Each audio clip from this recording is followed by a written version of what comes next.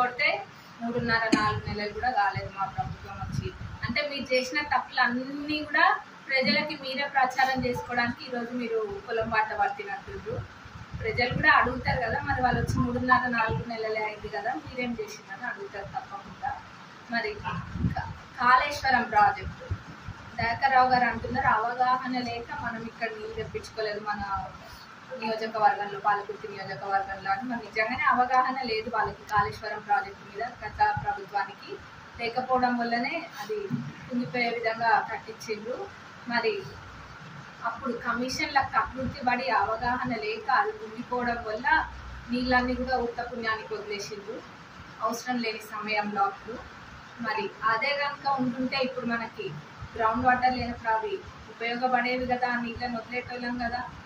వాళ్ళ తప్పులని ఇప్పుడు మళ్ళీ వాళ్ళే ఏలెత్తి చూపించుకుంటున్నారు.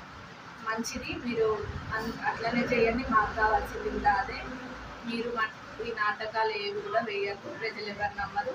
కమిషన్ల రావులు ఇద్దరు కూడా ఈ నాటకాలన్నీ ఆపాలి. పాలకుర్తి రిజర్వాయర్, చెన్నూరు రిజర్వాయర్ గతంలో 370 కోట్లు తోటి ఉండే.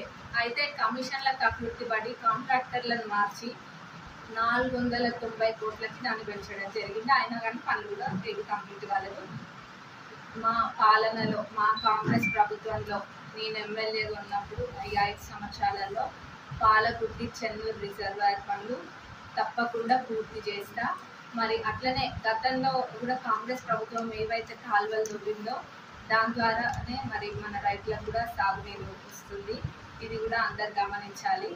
వాళ్ళు చేసిన నాటకం బూటకం కూడా అందరికీ అర్థమై ఉంటుంది. అదే అర్థకరాన్ని పట్టుకొని తిరుగుతున్నారు. మరి ప్రజలు గమనిస్తారు. పార్లమెంట్ ఎన్నికల్లో ఎక్కడ కూడా మన టీఆర్ఎస్ అనేది ఎక్కడా కనిపించదు.